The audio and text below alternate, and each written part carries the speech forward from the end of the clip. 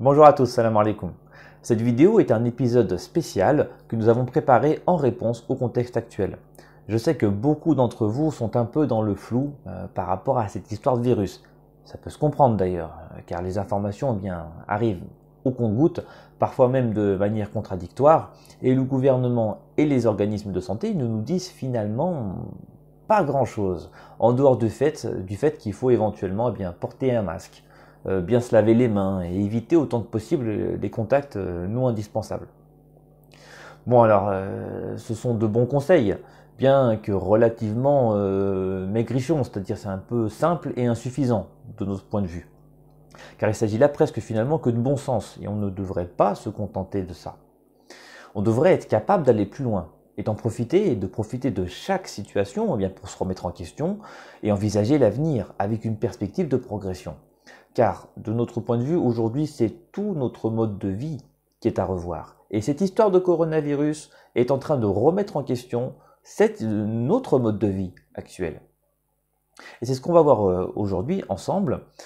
Finalement, quelle que soit la réalité de ce virus, nous allons donner quelques conseils aujourd'hui pour que chacun puisse mettre toutes les chances de son côté pour se renforcer et faire de son propre corps, de son propre être, une forteresse imprenable, impénétrable, ou au moins bien équipé pour faire face à tous les virus, que ce soit celui-là, ou le suivant, ou que sais-je. Il ne faut pas croire qu'on assiste à ça impuissant, que la seule solution serait finalement un vaccin ou un médicament qui tombe du ciel par miracle, et que la solution vient nécessairement de l'extérieur. Non, vous portez en vous-même une partie de cette solution. Redevenez acteur de votre destin, au lieu d'en être simplement le spectateur. Dieu ne dit-il pas dans le Coran « Wa idha maritu fahuwa yashfin » et quand je deviens malade, c'est lui qui me guérit. Donc si je deviens malade, ce n'est que de ma faute, ce n'est que de notre faute si on devient malade, nous humains. Je dis bien devenir malade et pas tomber malade, car la maladie ne tombe pas non plus du ciel comme ça, pouf, du jour au lendemain, on ne sait pas pourquoi. Mais elle est là pour une raison. On a parlé de ça dans d'autres vidéos et si Dieu le permet, on développera ça une autre fois. Je suis actuellement en train de préparer une série de vidéos complètes sur la médecine islamique, que certains appellent également médecine prophétique, et si Dieu le veut, nous allons voir beaucoup de choses dans cette série, en détail, qui vont révolutionner la vision que nous avons aujourd'hui de la médecine.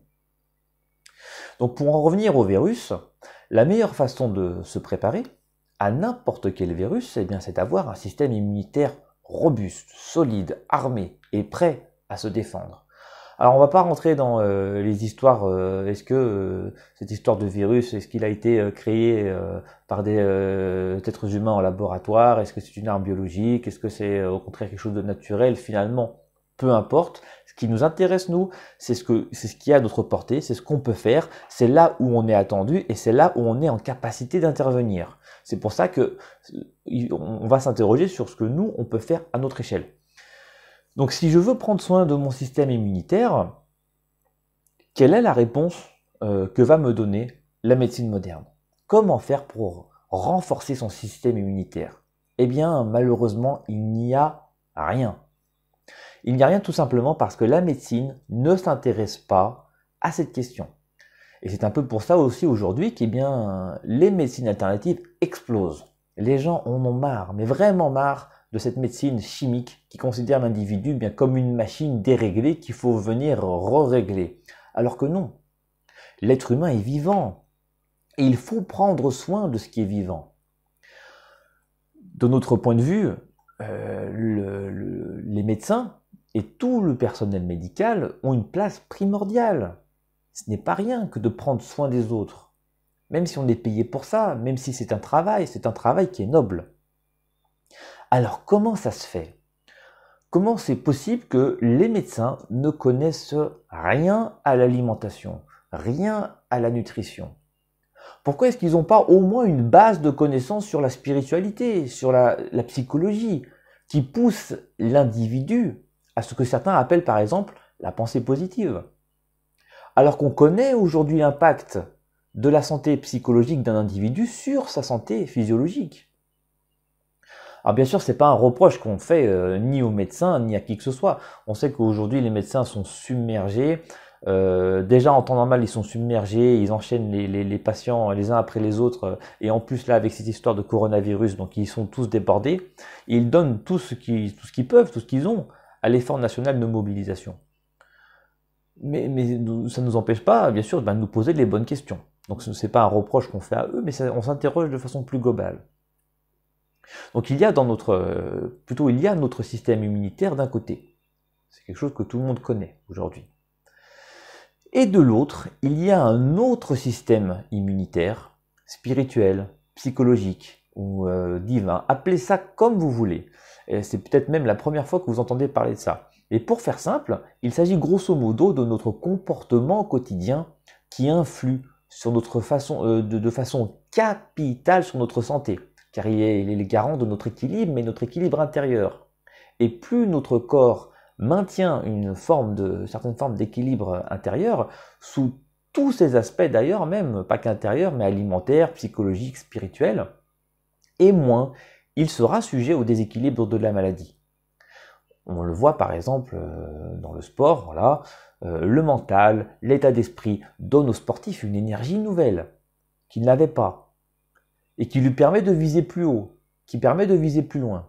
Donc quelqu'un qui veut frapper quelqu'un, si ce quelqu'un est fort en face, il aura du mal à le frapper. Et pour les virus, c'est pareil. Si vous êtes préparé, si vous êtes solide, si vous êtes équilibré, eh bien le virus aura du mal à vous frapper. C'est court, c'est simple. Donc il y a d'abord ce qui détruit notre système immunitaire et qu'il va falloir éviter. Il y a ensuite ce qui renforce notre système immunitaire et qu'il va falloir se réapproprier. Et il y a enfin cet autre système immunitaire qu'il va falloir également donc renforcer. Et bon, vous n'êtes pas obligé de faire à la lettre tout ce qu'on va dire aujourd'hui. Mais au plus vous le ferez, au plus vous prendrez soin de vous, et au mieux, eh bien, vous serez prêt à affronter les virus, et même les épreuves du quotidien au sens large. Car c'est vraiment tout le mode de vie qui est en question, qu'on doit être capable de réformer eh bien, pour prendre les bonnes décisions et prendre les bonnes directions. Donc faites ce que vous pouvez. Renforcer son système immunitaire, c'est déjà une barrière. Et une barrière, ce n'est pas peu. C'est un accès à la guérison. C'est une protection contre les attaques, qu'elles soient extérieures ou intérieures. Donc pour commencer, ce qui détruit notre système immunitaire. Malheureusement, aujourd'hui, notre alimentation est remplie de mauvaises choses qui rongent complètement notre système immunitaire. Alors on va faire simple, on ne va pas rentrer trop dans les détails, mais pour commencer, il faut absolument supprimer ou limiter au maximum tout ce qui est fast-food, les snacks, les kebabs, les tacos, les pizzas, les frites, les burgers. C'est gras, ça n'a quasiment aucune valeur nutritive. C'est mauvais pour la digestion, c'est mauvais pour les organes, c'est mauvais pour le corps, c'est mauvais pour la peau, bref, c'est mauvais pour la santé. Même si c'est fait maison d'ailleurs, c'est peut-être moins pire, mais c'est tout aussi déconseillé. Pour seul exemple, l'huile de friture qu'on utilise pour faire des frites, voilà, contient des substances chimiques qui se libèrent à partir d'une certaine température. Ça peut être 130 degrés, 140, parfois 160 en fonction des huiles. Et qui transforme les patates, c'est-à-dire un aliment sain et naturel, en un véritable poison pour le corps. Alors, malheureusement, existe-t-il encore aujourd'hui un seul enfant qui n'ait pas déjà été contaminé par ce poison? Donc il faut petit à petit éliminer les huiles de table, les fritures et tous ces snacks. Il faut éviter, bien sûr, tout ce qui est produit emballé. Tous les repas préparés de manière industrielle, car là aussi il n'y a quasiment aucune valeur nutritive, et en plus de ça, donc ils contiennent des additifs, des émulsifiants, des liants, des conservateurs et tout un tas d'autres produits toxiques qui gangrènent le corps. Donc il suffit de lire la liste des ingrédients et de faire quelques recherches sur internet pour rapidement comprendre qu'il y a vraiment quelque chose qui cloche. Même chose pour le lait de vache c'est fait pour les veaux, le bébé veau, voilà. Les fromages, les gâteaux, les gaufrettes, les pains au chocolat, les croissants, les pâtisseries, le chocolat même en général. C'est utilisé dans la microbiologie pour justement permettre aux micro-organismes de se multiplier, donc ça n'a rien à faire dans le corps d'un être humain. La viande également, déjà parce qu'on mange beaucoup trop de viande aujourd'hui, alors que nos besoins réels sont normalement très faibles. Ensuite parce que par la surconsommation de viande, eh bien, vous vous rendez complice du carnage qui est imposé aux animaux et aux conditions d'élevage qui aujourd'hui sont abominables. Hein. Et pareil, une petite recherche sur Internet, généralement, ça calme tout de suite. Et enfin, eh bien, parce que la viande qu'on mange aujourd'hui dans la très large majorité est de mauvaise qualité. Donc soit qu'elle est mal préparée, soit que la bête ait vécu une vie de tourment, de stress, d'angoisse. Et quand vous allez manger cette viande, eh bien vous allez manger ce stress, vous allez manger cette angoisse, vous allez manger ce tourment en même temps que cette viande. Donc cette viande qui normalement est un aliment sain devient un vrai poison pour le corps. En consommant ces produits, vous allez également ingérer une grande quantité de ce qu'on appelle les perturbateurs endocriniens, c'est-à-dire des substances toxiques qui proviennent soit de pesticides, soit d'hormones ou de tout un tas de substances indésirables liées au conditionnement ou à l'élevage.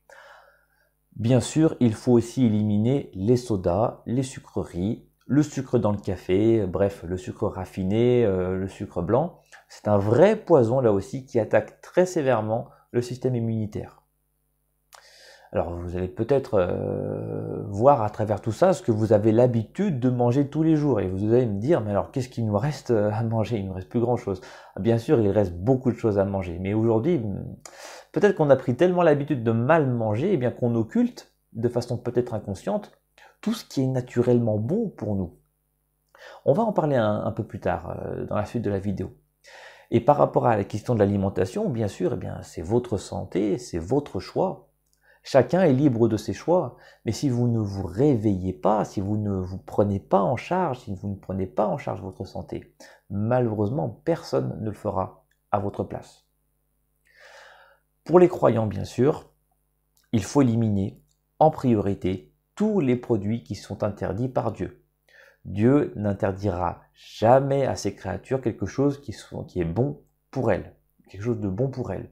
Donc si Dieu interdit un aliment, eh bien, ce n'est que pour notre bien-être, c'est pas pour jouer. Et peu à peu d'ailleurs, eh bien, la science découvre tout ce que Dieu interdit est vraiment néfaste pour l'être humain. Parce qu'aujourd'hui, eh bien, on a des équipes de chercheurs, on a du matériel, on a des laboratoires qui émergent peu à peu. Et parce que les gens se posent ces questions. Par exemple, la viande du porc est extrêmement néfaste pour le corps. Elle contient tout un tas de toxines, tout un tas de substances nocives, et en mangeant cette viande, eh bien, vous allez ingurgiter ce poison. Donc ce n'est pas pour rien, encore une fois, que toutes les religions monothéistes du monde l'interdisent. Mais on en reparlera pareil, plus en détail une autre fois. J'en profite également pour rappeler aux croyants que manger 1 gramme de haram, que ce soit de l'alcool ou autre chose, c'est comme en manger 10 kilos. Si je verse une seule goutte de goudron dans du lait, qu'est-ce que ça va donner à votre avis? Donc pareil, on consacrera une analyse approfondie sur la question du haram et on verra que sa consommation entraîne la destruction du cœur, du corps et de la réflexion, les capacités cognitives. Voilà. Donc je vous invite éventuellement aussi à découvrir les travaux du Dr Faïd, F-A-I-D, sur sa chaîne YouTube Halal Life, qui fait un travail extraordinaire bien, pour démontrer les dangers du haram sur la santé. Donc ça, ce sont les éléments qu'il faut éliminer le plus possible. Et si vous êtes accro à ces produits, eh bien faites de votre mieux pour réduire un peu votre consommation pendant quelques temps déjà, le temps de désintoxiquer un peu votre organisme et lui permettre de souffler un peu, de reprendre des forces. Plutôt que de réduire d'ailleurs, eh bien, il faudrait mieux remplacer ces aliments par des aliments sains qui vont reprendre peu à peu leur place dans votre alimentation. Et à la limite, si vous ne pouvez pas vous passer de ces aliments mauvais, nocifs, il faudrait mieux, peut-être pourquoi pas jeûner, parce que le jeûne, on le sait aujourd'hui, il y a de plus en plus d'études qui sont faites autour du jeûne, et il y a tout ce que la science n'a pas encore découvert par rapport à ça, et ce que les religions savent depuis toujours. Le jeûne est extrêmement bénéfique pour le corps. Voilà, donc je vous laisse éventuellement faire quelques recherches par rapport à ça. Ensuite, il y a d'autres produits qu'il ne faut pas spécialement éliminer, mais au moins réduire, comme les pâtes. Alors, c'est ironie du sort peut-être. Aujourd'hui, on voit le comportement, je ne saurais pas qualifier, de ceux qui courent après les paquets de pâtes pour essayer de faire des réserves. Alors, ça pose un sérieux problème au niveau du comportement, mais bref, les pâtes, effectivement, ça remplit le ventre. mais ça n'apporte pas grand-chose à l'organisme. Alors, faut savoir, parce que quand on mange des pâtes, ça prend la place des aliments sains qu'on ne consomme pas ou plus. Donc si on veut se remplir le ventre, c'est une chose, mais si on cherche un médicament naturel qui va nous permettre de construire un système immunitaire fort, si on cherche un aliment qui va nous permettre de nous construire une santé, c'est autre chose. Donc si vous arrivez à enlever tous ces poisons de votre alimentation quotidienne, c'est déjà un pas gigantesque. Vous êtes déjà en meilleure condition physique et en meilleure santé que l'immense majorité des gens qui mangent ces cochonneries. Voilà grosso modo ce qu'il faut éliminer ou réduire. Une dernière chose, malheureusement ignorée par trop de gens, il ne faut pas manger ou boire quand on est énervé, quand on est stressé ou quand on est angoissé, car dans ce cas-là, l'alimentation devient une véritable intoxication. Donc il vaut mieux reporter son repas un peu plus tard quand on sera au calme. C'est pour ça d'ailleurs que les croyants prononcent le nom de Dieu avant de manger ou avant de boire. C'est pour se rassembler un petit peu, rassembler ses pensées, rassembler ses idées, faire le calme à l'intérieur de soi, enlever toute forme d'embarras et prendre délicatement cet aliment nécessaire à notre vie, nécessaire à notre santé, nécessaire à notre guérison. Voilà, c'est avec cet état d'esprit-là qu'il faut prononcer le nom de Dieu avant de manger ou de boire. Donc maintenant, on va voir ce qui renforce notre système immunitaire. Alors vous allez peut-être me dire, qu'est-ce qu'il nous reste? Eh bien, beaucoup de choses en réalité. Dieu a mis dans l'alimentation saine un médicament naturel, un bienfait pour le corps et pour le cœur. Bien sûr, rien n'est meilleur pour la santé que les fruits et les légumes. Mais il y a aussi beaucoup d'autres choses, comme les graines, les épices, les huiles naturelles comme l'huile d'olive, et tant d'autres choses qui contiennent des principes actifs qui ont des effets thérapeutiques. Chaque saison est là pour une raison. Là, on va sortir tout doucement de l'hiver. Normalement, on aurait dû manger des aliments qui chauffent le corps. Ce sont ces aliments qui boostent notre système immunitaire car ils stimulent le corps, ils stimulent les organes, ils stimulent les cellules, ils stimulent le système hormonal et en les stimulant, ils font sortir les toxines du corps.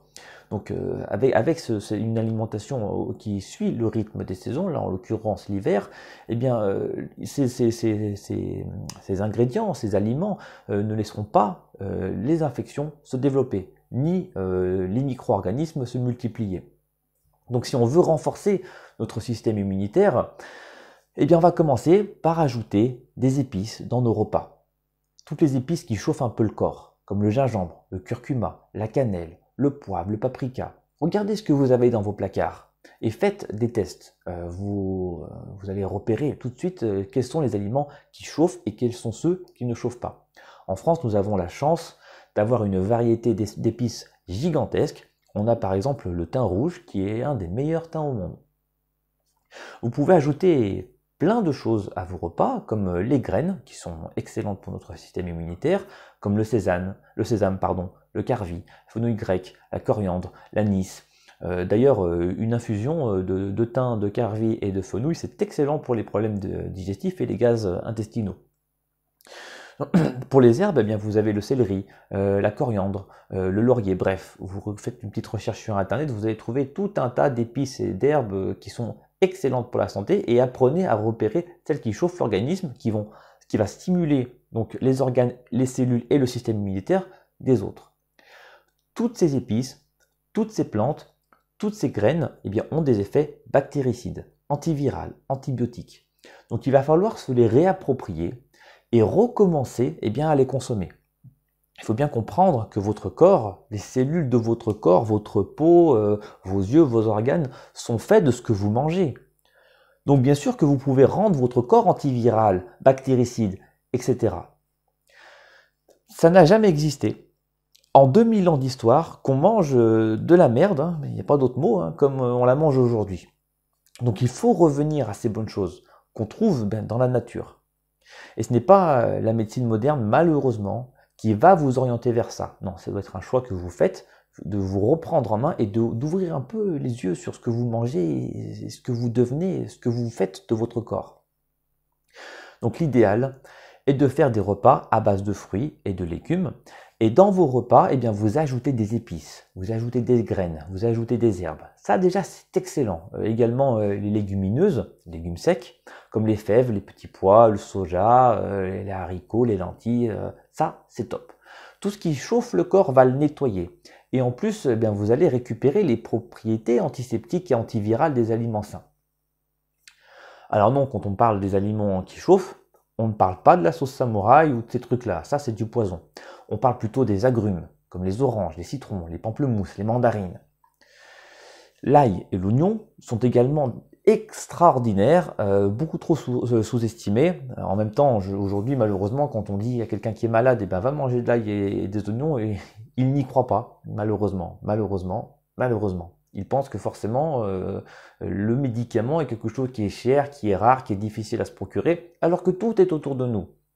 L'homme est influencé, bien sûr, par son environnement immédiat, et il trouvera dans ce même environnement les outils de sa guérison, les outils de son alimentation. Donc inutile d'aller chercher des bananes qui sont dans je ne sais pas quel pays, à l'autre bout de la terre, qui n'a ni le même soleil, ni la même terre, ni le même air, etc. Non, il faut chercher des choses qui sont proches, des choses qui sont compatibles avec ce que nous vivons au quotidien. Donc l'ail et l'oignon, excellent pour le système immunitaire et pour le corps tout entier. Essayez d'en consommer le plus possible, si possible frais, pas cuits, parce qu'en les cuisant, bien, vous allez leur faire perdre leurs propriétés. Ou alors, eh bien, il faut avoir recours à des astuces, on va en voir une juste après. L'oignon est excellent pour la respiration, pour le diabète, ça lave d'ailleurs le système digestif. Et d'ailleurs, même s'il fait pleurer, c'est uniquement pour vous nettoyer les yeux. C'est-à-dire l'oignon, vous êtes en train de le couper, mais lui, il pense encore à votre bien-être en désinfectant vos yeux.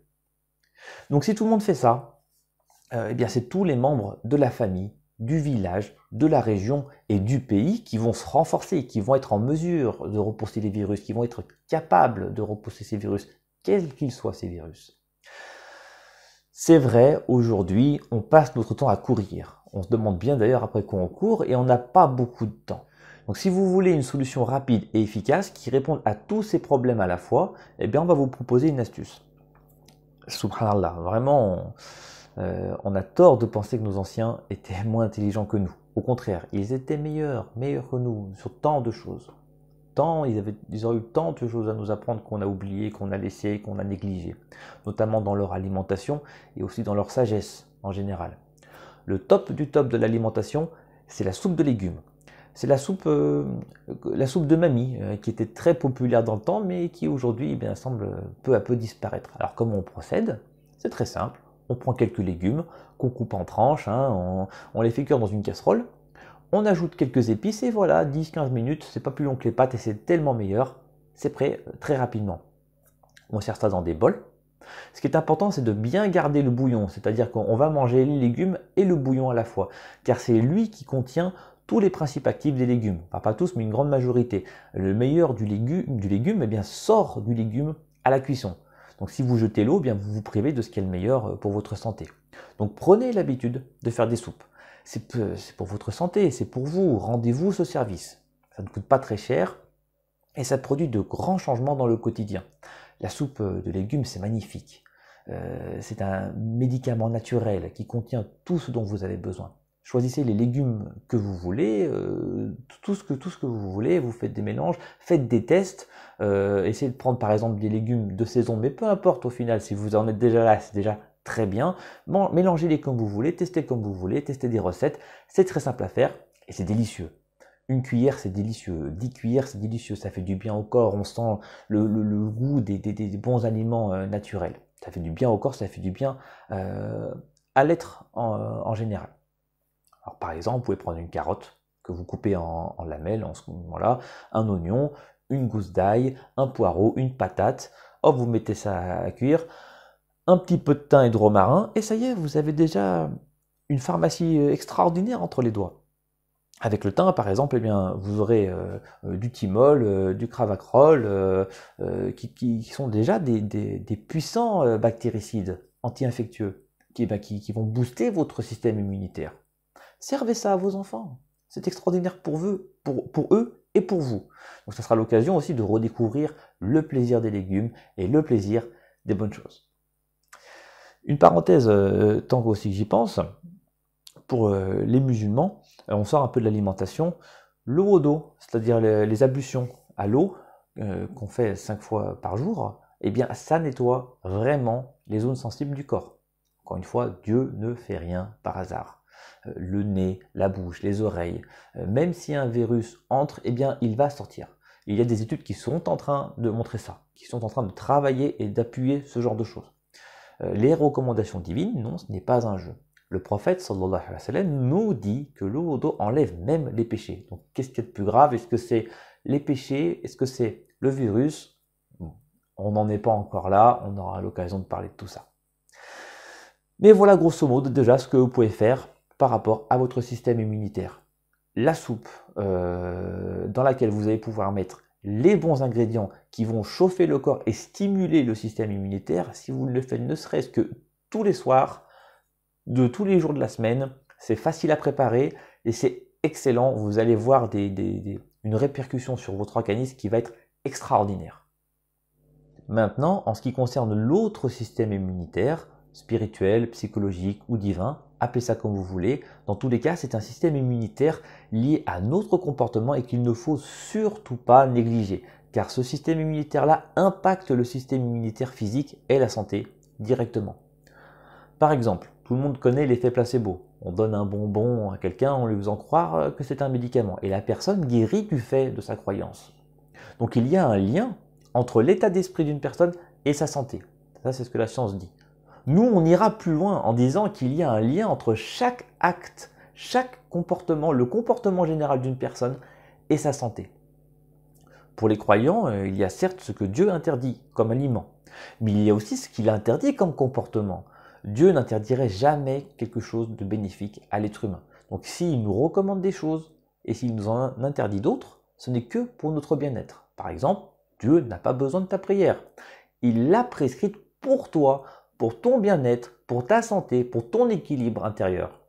Donc celui qui ment, celui qui vole, celui qui trompe, celui qui insulte, celui qui menace, celui qui fait tout ce genre de choses, il est en train de fragiliser son système immunitaire spirituel. Il fragilise son corps tout entier du fait de son comportement. En revanche, celui qui est altruiste, qui est gentil, attentionné, bienveillant, à l'écoute, peu importe que ça soit le seul sur Terre, peu importe qu'il soit entouré que de voleurs et de menteurs autour de lui. Lui, quand il fait ça, il prend sa responsabilité, il fait son choix, il remplit son cœur de bonnes choses. Et ces bonnes choses, eh bien, c'est tout son corps qui va en récolter les fruits. Donc pour la maladie et la guérison, le premier comportement, le premier état d'esprit, la première émotion qui vient démolir tout le système immunitaire, c'est la peur. Dieu nous dit « Ayez peur de moi ». Qu'est-ce que ça veut dire? La peur de Dieu, c'est une peur positive, car elle vient annihiler toutes les autres peurs. Si on a peur de Dieu, on n'a pas peur de la maladie. Si on a peur de Dieu, on n'a pas peur pour l'avenir. Si on a peur de Dieu, on n'a pas peur de qu'est-ce qu'on va manger demain, ou de quoi que ce soit. Donc c'est une peur qui ouvre la porte à la sérénité et à l'équilibre intérieur. Pour les non-croyants, il s'agit là de ne pas se laisser entraîner par la paranoïa, de ne pas se laisser entraîner par la psychose ou par l'angoisse, mais d'avoir confiance en la vie. C'est très important, c'est fondamental, c'est la première chose à faire. Donc toute forme de crispation intérieure doit disparaître pour ne laisser que l'apaisement et la certitude qu'on est bien. C'est le cœur, par exemple, de ce qu'on appelle la pensée positive. La peur est un poison qui gangrène et paralyse tout le corps. Le corps tout entier est paralysé par la peur. Donc si quelqu'un n'est pas malade, la peur l'affaiblit et peut provoquer l'apparition de maladies. Et si la personne est déjà malade, la peur ne va faire qu'aggraver sa maladie. La première des 5 portes de la guérison réside donc dans ce secret-là. On abordera les autres dans d'autres vidéos sur notre chaîne YouTube. Tous les comportements interviennent dans notre équilibre et dans notre santé. Mais dans cette vidéo, on ne s'intéressera qu'à la peur, car c'est un élément capital dans l'établissement de notre bien-être. Inch'Allah, on verra d'autres choses plus tard. Et aussi parce que la peur est très facile à comprendre, c'est quelque chose qu'on vit tous au quotidien, surtout avec cette psychose ambiante qui règne avec cette histoire de virus. Donc débarrassez-vous de la peur.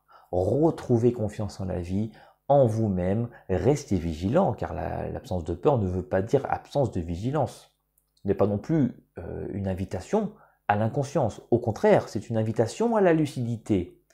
Épargnez-vous toutes les difficultés inutiles. Libérons-nous de ces prisons qu'on a nous-mêmes construites, car elles sont vraiment des entraves pour notre bien-être. Et c'est tout le système immunitaire, malheureusement, qui en pâtit. Donc ça sera tout par rapport à ce fameux système immunitaire spirituel, psychologique, divin. Inch'Allah, on aura l'occasion de beaucoup en parler. On l'a déjà fait dans quelques vidéos qui sont consacrées à ça, mais on verra ça un peu plus en détail si Dieu le permet. Retenez simplement cette question de la peur, car elle est vraiment centrale, cruciale aujourd'hui. Si vous regardez les événements du quotidien avec en vous posant la question de la peur, vous allez comprendre beaucoup de choses. Une dernière petite chose que vous pouvez faire chez vous pour améliorer la qualité de votre lieu de vie, c'est de faire des petites fumées à partir de plantes. Je m'explique. Quand une plante est antiseptique ou antibiotique ou bactéricide, eh bien, la plante est antibiotique, sa vapeur est antibiotique, sa fumée est antibiotique. C'est-à-dire qu'elle empêche la croissance de certains micro-organismes indésirables. Donc vous pouvez assainir l'air de votre maison en brûlant des herbes comme le thym, le romarin et la lavande. Par exemple, si vous avez ces trois-là, c'est excellent pour la respiration, pour le corps, pour la concentration et pour la santé en général. C'est un peu le même principe que quand on brûle un peu d'encens. Alors attention, ne mettez pas le feu à la maison, ce n'est pas l'objectif. Mais regardez sur internet, il y a plein de techniques détaillées qui permettent de faire ça. C'est simple et ça permet d'aller dans les recoins qu'on n'arrive pas forcément à atteindre quand on fait le ménage. Et vraiment, ça va imprégner les rideaux, ça va imprégner les meubles, ça va imprégner le canapé. Et brûler des herbes pour récupérer ses propriétés, vraiment c'est excellent et ça permet d'assainir une maison. Voilà, c'est un plus relativement accessible qui peut faire une différence à l'époque, aujourd'hui où on se pose la question justement de l'assainissement, de désinfecter tout ce qui est, etc. Voilà, on a fait le tour grosso modo. Donc faites ce que vous pouvez, faites de votre mieux. Au plus vous ferez ce qu'il faut et au plus vous prendrez soin de vous et au mieux bien vous vous porterez aujourd'hui et demain. Redevenir acteur de sa vie, c'est important. Il est temps qu'on se reprenne en main, chacun d'entre nous, et qu'on cesse de se laisser aller. Donc on peut encore le faire. Nos actions d'aujourd'hui ont encore le pouvoir de changer les choses, d'inverser la dégringolade actuelle. Aujourd'hui, on a tout. On a ce qu'il faut pour notre subsistance, on a un toit pour dormir, on a des voitures pour circuler. Mais si on continue d'abuser de tous ces bienfaits que Dieu nous octroie au quotidien, eh bien, un jour ou l'autre, on va être privé de ces bienfaits. On va être privé de ce qu'on a abusé, c'est naturel, c'est normal. On avait la santé, on en a fait n'importe quoi, Dieu va nous priver de cette santé. On avait la bonne alimentation et on l'a troqué contre du poison, on va être privé des aliments sains. On était comblé dans toute chose. Et on ne s'est pas montré reconnaissant de ce qu'on avait, on a voulu toujours avoir plus, des choses qui étaient inatteignables. Et on se contentait de consommer ce qu'on avait sans réfléchir. Donc si on n'ouvre pas les yeux sur ce qu'on a, si on n'est pas reconnaissant de ce qu'on a, on va être privé de toutes ces choses. C'est comme ça que ça fonctionne.